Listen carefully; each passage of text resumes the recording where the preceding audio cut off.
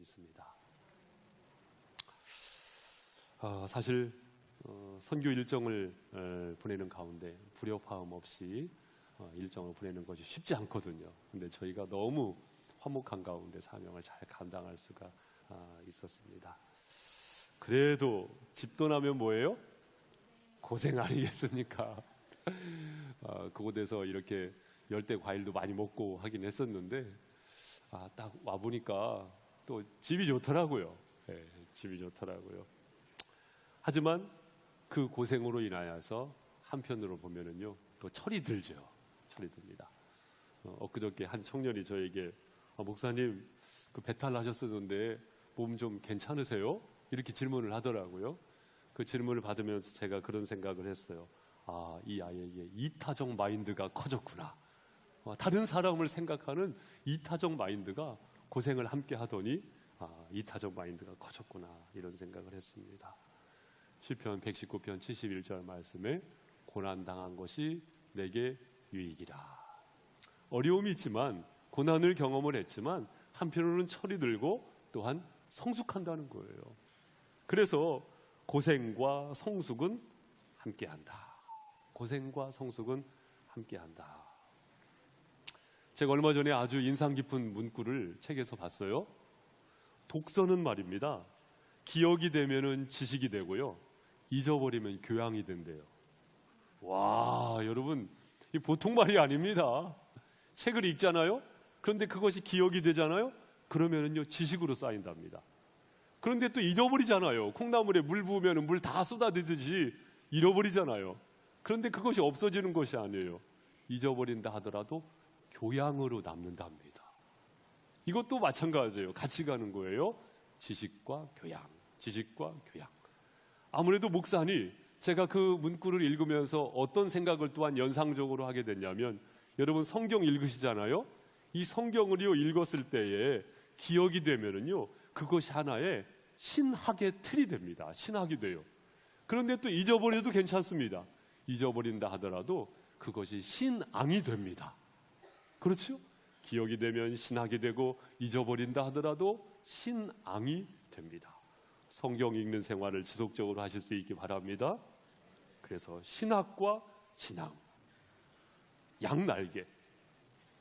제가 이 말씀을 강조하는 이유는 무엇이냐면, 여러분 요한 2서 말씀을 보시면서 어떤 두 단어가 기억될 필요가 있냐면요, 진리와 사랑, 사랑과 진리. 이것은요 함께 가는 것입니다. 따라해 보세요. 진리와 사랑. 예, 진리와 사랑, 사랑과 진리. 동전의 양면과도 같이 떨어질 수 없는 두 가지가 있다. 요한 2서 말씀은 사실상 그것을 강조하고 있는 것이거든요. 그동안 여러분 요한 2서 말씀을 보시면서 어떤 은혜로 요한 2서 말씀을 만났습니까? 다시 한번 요한 2서 말씀에 눈을 열면서 핵심적인 이 내용, 진리와 사랑, 이것을 가슴판에 새길 수 있기를 주님의 이름으로 권면을 드립니다. 자, 우리 1절 말씀 함께 읽겠습니다. 1절 시작.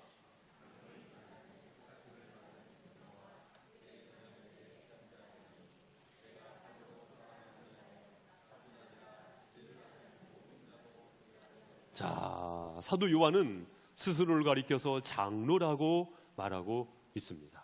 다시 말하면 존경받는 영적인 리더였던 것을 알 수가 있는데요, 여기 말씀해 보니까 부녀와 그의 자녀들에게 편지하노니. 누구에게 편지하노니?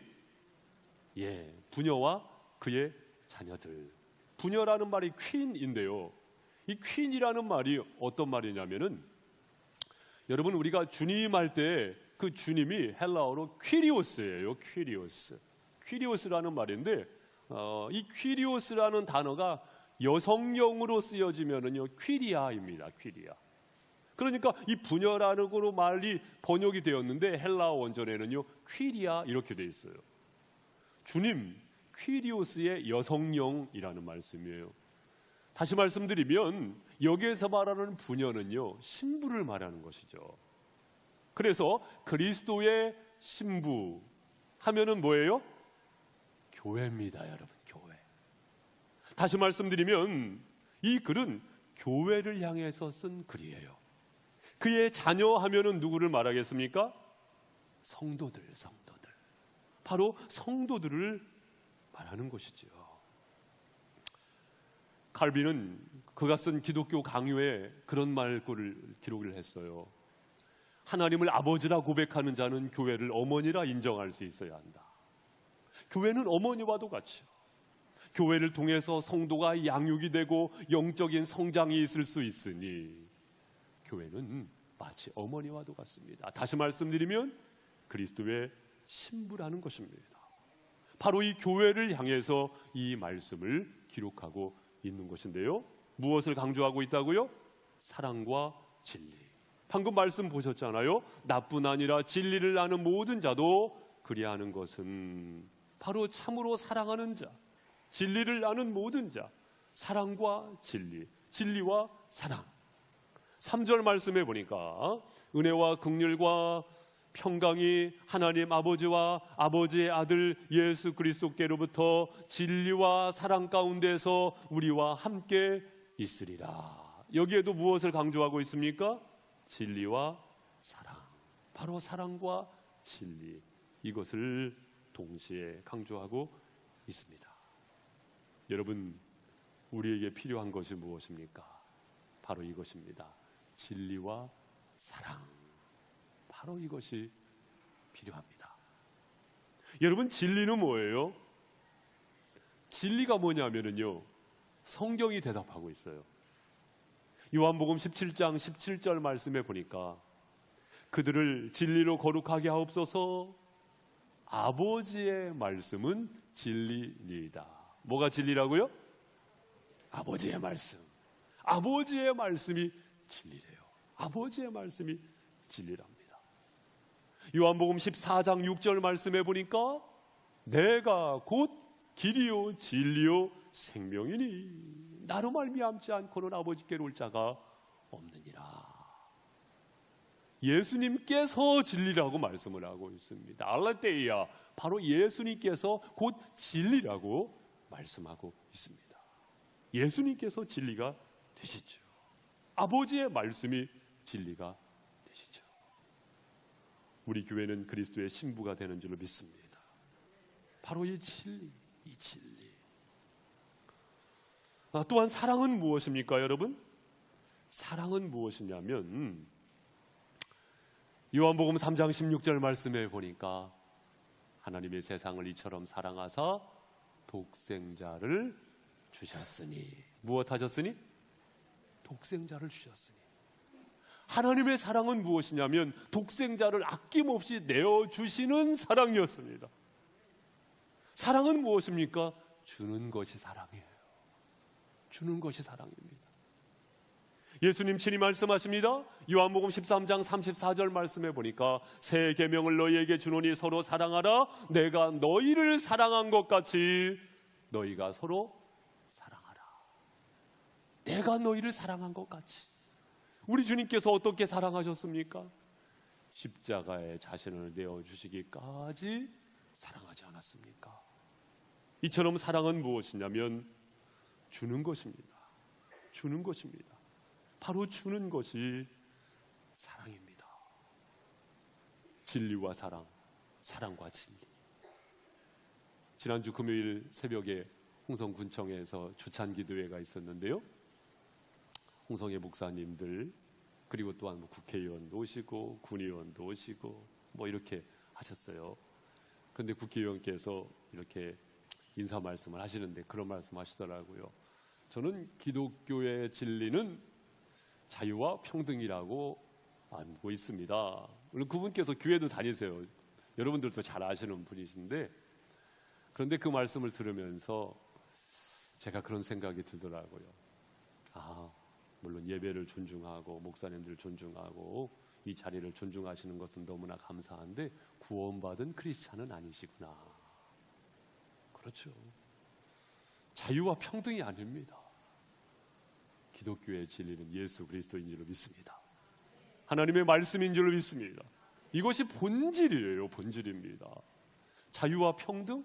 예, 물론 중요한 가치입니다만은 이것을 굳이 비유하자고 한다면은요, 하나의 연기예요. 우리는 연기를 추구하는 사람들이 아니고요, 불을 추구하는 사람들입니다. 할렐루야. 여기에 구원이 있는 줄로 믿습니다. 이 진리 가운데 우리는 사랑을 행할 수가 있는 것이거든요. 우리 교회에 이것이 필요합니다. 자, 그러면 한 걸음 더 나아가서 진리와 사랑과 진리, 만약에 굳이 선택을 해야 한다고 한다면 무엇을 선택해야 할까? 선택의 기로에 있다고 한다면 무엇을 선택해야 할까? 무엇이 더 중요할까? 저의 대답이 아니고 요한 2서의 대답에 의하면 바로 이것입니다. 4절 제가 읽어드리겠습니다. 너의 자녀들 중에 우리가 아버지께 받은 계명대로 진리를 행하는 자를 내가 보니 심히 기쁘도다. 무엇을 행하는 자를 보니 심히 기쁘다고요? 진리를 행하는 자. 바로 요한 2서 말씀에 의하면 진리가 더 중요하다. 여러분, 교회는 진리 안에 사랑의 공동체인 줄로 믿습니다. 이것이 뒤집어져서도 안 돼요. 진리 안에 사랑의 공동체. 만약에 이것이 뒤집어진다고 한다면요, 배가 산으로 가는 격이 될 것입니다. 바로 진리 안에 사랑의 공동체라는 것입니다. 진리 가운데 행한다는 것은 예수 그리스도와 동행하는 것을 말합니다. 그리스도의 신부로서 그리스도와 함께하는 것을 말합니다. 저는 이것을 가리켜서 영적 순결이라고 말씀드리고 싶습니다. 이 영적 순결을 잃어버려서는 안 되겠죠. 그런데 여러분, 문제는 무엇인지 아십니까? 이 요한일서 말씀이 기록될 당시의 배경은 무엇이냐면 순회 전도자들이 있었거든요. 그런데 이 순회 전도자들이 영적 순결을 가지고 복음을 전하면 좋을 텐데 그렇지 못한 이들도 있었단 말이에요. 우리 7절 말씀으로 가보겠습니다. 우리 7절은 우리 성도님들 읽어보세요. 시작. 미혹하는 자가 일어나니 이는 예수 그리스도께서 육체로 오심을 부인하는 자라. 이런 자가 미혹하는 자요 적 그리스도니. 자, 여기 말씀해 보니까요, 미혹하는 자. 미혹하는 자가 세상에 많이 나왔다 그거예요. 그 미혹하는 자는 어떤 자냐면 예수 그리스도께서 육체로 오심을 부인하는 자. 당시에 영지주의자들이 있었거든요. 그노시스라고 일컫는 영지주의자들은요, 소위 말해서 가연설을 믿었어요. 가연설이 무엇이냐면요, 예수님께서 눈에 보이는 모습으로 오셨는데 하나님의 아들은 아니었다 그거예요. 하나님의 아들은 아니었다 그것입니다. 여러분, 예수님께서 침례를 받으실 때 성령이 임했고 십자가에 못 박혀 죽으실 때 성령이 떠나갔다. 이것은 사실 비진리죠. 성육신, 인간의 역사 속으로 오신 예수 그리스도께서는 완전한 하나님이신 줄로 믿습니다. 우리는 이것을 믿음으로 고백하는 거거든요. 그런데 예수님이 완전한 하나님이 아니다라고 주장하는 이들이 있었단 말이에요. 육체로 오심을 부인하는 자. 예수님께서는 인간의 몸을 입으셨다는 것을 우리는 알기 때문에 십자가의 거룩성을 더욱더 존중합니다. 인간처럼 아프셨고 인간처럼 배고프셨고, 그렇기 때문에 우리는 주님의 사랑이 진짜 주님의 사랑이라는 것에 대하여 우리는 더 고백할 수가 있는 것이거든요. 자, 만약에 미혹하는 자를 따라가게 되면 어떻게 된다는 것일까요? 8절에 보니까 너희는 스스로 삼가 우리가 일한 것을 잃지 말고 오직 온전한 상을 받으라. 온전한 상을 받으라. 만약에 미혹하는 자를 따라가게 되면 상을 잃어버린다는 것입니다. 저는 믿음의 삶을 함께 살아가고 있는 믿음의 가족들이 온전한 상을 잃어버리지 않기를 주님의 이름으로 소망합니다. 온전한 상을 받으라고, 온전한 상을 받으라고 그것입니다. 그래서 강력하게 피력하고 있는 말씀이 뭐냐면 10절 11절 말씀입니다. 우리 10절 11절 말씀 함께 읽겠습니다. 시작. 누구든지 이 교훈을 가지지 않고 너희에게 나가거든 그를 집에 들이지도 말고 인사도 하지 말라. 그에게 인사하는 자는 그 악한 일에 참여하는 자임이라. 아멘. 여러분 아멘이십니까? 아멘. 집에 들이지도 말라고 말씀하고 있다는 것이죠. 이 말씀을 하나님의 말씀으로 받으면서 나의 삶 속에 적용하실 수 있기를 바랍니다. 여러분 혹시 이단 혹은 사입이 혹시 교제권이 있다고 한다면 끊으실 수 있기를 바랍니다. 가지치기를 하는 것이 사실은 어려울 수 있어요. 그러나 단호하게 거절할 것은 거절하실 수 있기를 바랍니다. 보이스 피싱이 아주 고도화되잖아요. 마찬가지로 이단 사이비도요, 얼마나 고도화되는지 모릅니다. 거기 가니까 맛있는 음식도 있고요, 거기 가니까 참 위로를 받는 것 같고요, 거기 가니까 환대를 받는 것 같고요, 거기 가니까 나를 정말 환영해 주고요, 내 심정을 알아주는 것 같고 다 받아주던데요. 속지 마시기 바랍니다. 속지 마시기 바랍니다. 또한 내 주변에 그러한 방황하는 이가 있다고 한다면 여러분 정말로 기도해 주실 수 있기를 바랍니다. 또한 내가 진리에 서 있다 하더라도 거기에서 멈추지도 마십시오. 날마다 내 자신을 개혁시켜 나가야 합니다. 진리는 변하지 않아요. 그런데 문제는 뭐냐면 내가 변한다는 게 문제예요. 세상 가운데 영향을 받고 내가 변한다는 것이 문제입니다. 그렇기 때문에 우리의 신앙은 날마다 안주하지 아니하고 날마다 개혁시켜 나갈 필요가 있습니다. 여러분 더욱더 예수 그리스도를 바라보실 수 있길 바랍니다. 히브리서 12장 2절 말씀에 믿음의 주요 또 온전하게 하시는 이인 예수를 바라보자. 예수를 바라보자. 두려움이 있다 하더라도, 혼탁함이 있다 하더라도 그 가운데 환경 바라보지 말고 예수님 바라보십시오. 예수님 바라보십시오. 자, 그 다음에 우리가 꼭 보아야 할 말씀이 있습니다. 5절 6절 말씀 우리 함께 읽겠습니다. 시작. 부녀여 내가 이제 내게 구하노니 서로 사랑하자.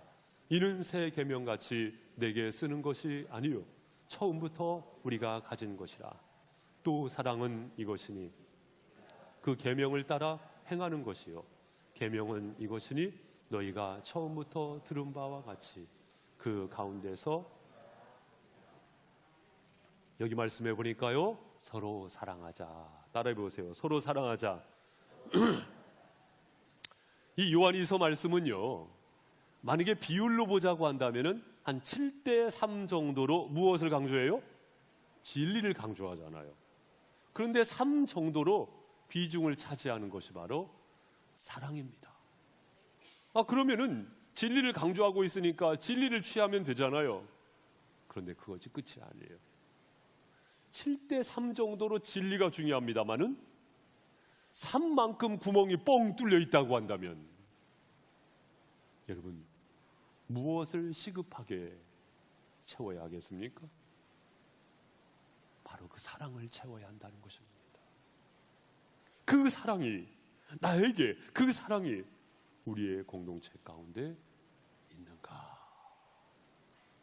이 말씀대로 서로 사랑하자.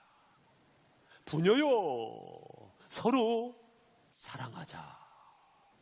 바로 이 사랑을 말씀드리는 것입니다. 저는 우리 교회가 다른 것으로 소문나는 교회가 아니고 사랑으로 소문나는 교회가 되기를 소망합니다. 참 그 교회는 사랑이 뜨끈해. 그 교회는 참 사랑이 많아. 그러한 교회가 우리 교회가 되기를 소망합니다. 드러나는 것 혹은 드러내는 것 비슷한 것 같지만 사실은 차이가 있죠. 드러내는 것이 아니고 드러나는 것 아니겠습니까? 그 사랑이 우리 가운데 드러나는 것. 우리는 이것을 소망해야 할 것입니다. 소리 없이 눈이 소복히 쌓이는 것처럼 소리가 없지만 그러나 결국은 세상을 바꾸게 되죠. 그것이 바로 사랑이라는 것입니다. 사랑이라는 것입니다. 요한의 성경에 요한복음이나 요한 1, 2, 3서나 요한계시록이나 굉장히 깊은 말씀들이잖아요. 물론 다른 성경도 훌륭한 너무나 은혜가 되고 너무나 영적인 말씀이지만 이 요한이 쓴 글 참 더더군다나 참 깊이 있게 볼 수 있는 말씀들이죠.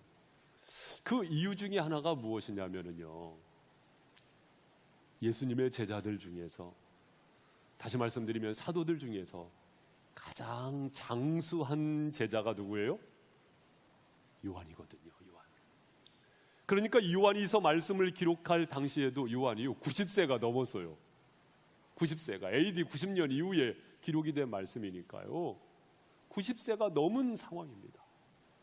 젊은 혈기가 가득한 20대, 30대, 40대 그때 쓴 말씀과 90세가 넘어서 쓴 말씀과 사실은요, 차이가 있어도 차이가 있다는 말씀입니다.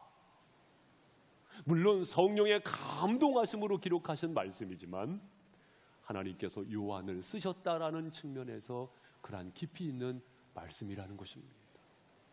그런 면에서 이 말씀을 받아들일 때 우리에게 더 큰 은혜가 됩니다.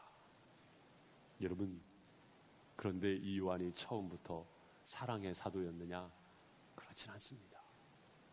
여러분 알다시피 누가복음 9장 말씀에 보면 예수님께서 예루살렘으로 가시기 위하여 사마리아인들이 사는 그곳을 지나갈 필요가 있었는데 사마리아인들에게 거절당합니다. 그러자 이 요한이요, 예수님에게 뭐라고 말하냐면은, 선생님, 하늘에서 불을 떨어뜨려 가지고 저 마을을 불태워버릴까요? 그때 예수님께서 얘야, 그러면 안 된다. 그러면 안 된다. 이 요한이요, 우리의 아들이었어요. 번개 같은 사람이었단 말입니다. 그런 요한이 변화가 된 거예요. 변화가 된 겁니다. 변화가 된 요인이 무엇일까요? 요한이요, 예수님의 사랑을 받았거든요. 예수님의 사랑을 경험했거든요. 예수님의 어떤 사랑이었습니까? 용서하시는 사랑, 섬기시는 사랑, 긍휼의 사랑. 지난 수요일 저녁에 말씀드렸던 바와 같이 긍휼이라는 말은 엘레오스라는 말인데 창자가 끊어지는 아픔으로 사랑하는 그 사랑입니다. 아니, 창자가 끊어지는 아픔도 있습니까? 그런 사랑도 있습니까? 예. 제가 종종 비유하는 것 있죠. 두 아들이 싸웁니다. 형아는 아빠가 형아는 사랑하지 않아. 나는 항상 아빠를 기쁘게 하잖아. 형아는 항상 아빠에게 속을 썩이잖아. 아빠가 다가와서 이야기합니다. 얘야, 나는 너를 기쁜 마음으로 사랑한단다. 하지만 내 형도 사랑해. 아픈 마음으로 사랑해. 아픈 마음으로 사랑해. 창자가 끊어지는 마음으로 사랑하는 사랑도 똑같은 사랑이지요. 주님께서 요한을 그렇게 사랑하신 것이고, 주님께서 여러분 한 분 한 분을 긍휼의 사랑으로 사랑하신 줄로 믿습니다. 따라서 우리가 사랑할 수 있는 근거는, 뿌리 깊은 근거는 내 도덕도 아니고요, 내 윤리의식의 근거가 되는 것도 아니고요, 그 주님의 사랑을 입었기 때문에 우리는 사랑할 수가 있습니다. 우리는 그 사랑을 가지고 안으로 사랑할 수 있고 또한 바깥으로 사랑할 수 있어요. 사랑하면 힘들지 않습니다. 여러분 자녀를 키우실 때에 뭐 수고비 준다고 해서 그렇게 키울 수 있겠습니까? 힘들어도 그 녀석 보면은 내 두 눈에서 사랑이 뚝뚝 떨어지니까, 사랑하니까. 어제 식사당번 되시는 우리 집사님 권사님들 맛있는 음식 하시더라고요. 여러분 기대하세요. 개봉박두. 그거 뭐 사례비 준다고 해서 하겠습니까? 권사님 집사님들 그 안에 뜨끈한 사랑이 있으시니까, 사랑이 있으니까 감당하시는 것 아니겠습니까? 사랑하면 힘들지 않습니다. 어떤 사람은 이런 이야기를 할 수도 있어요. 그 교회는 사랑이 없어. 사랑이 없어. 사랑이 없다고 느끼는 것, 사랑이 없다고 내뱉는 것은요, 사실은요, 사랑의 결핍이 있다는 증거입니다. 정죄하지 마시고 더 사랑해 주실 수 있기를 바랍니다. 더 사랑해 주세요. 사랑이 필요하다는 것입니다. 사랑의 갈망을 그렇게 표현하고 있는 것입니다. 사랑하는 성도 여러분, 말씀을 정리하겠습니다. 요한 2서 말씀, 우리는 오늘 통독하셨어요. 여기에서 빛나는 두 단어가 있었죠. 진리와 사랑입니다. 이것은 마치 독수리의 두 날개와도 같습니다. 여러분, 독수리는요, 바람과 싸우지 않는데요, 오히려 바람을 이용할 줄 안돼요. 무엇 때문에? 두 날개 때문에. 두 날개 때문에. 진리와 사랑을 잃어버리지 않으면 되는 것입니다. 되는 것입니다. 여러분, 골로새서 1장 24절 말씀에 보니까 그리스도의 남은 고난을 그의 몸된 교회를 위하여 내 육체에 채우노라. 어렵더라도 교회를 위하여 우리는 진리와 사랑으로 돌볼 필요가 있습니다. 어쩌면은 내가 조지 휘필드의 말처럼 녹슬어 없어지는 자가 아니고 닳아서 없어지는 자가 되고 싶다. 내 몸이 닳다 하더라도, 고난이 있다 하더라도 교회를 위하여 고난을 감수할 수 있다고 한다면 그것 또한 은혜요 축복인 줄 믿습니다. 사랑하는 성도 여러분, 진리와 사랑으로 교회를 돌보시고 세워가실 수 있는 저와 여러분이 되시기를 주님의 이름으로 축원드립니다. 기도하겠습니다. 우리 시간...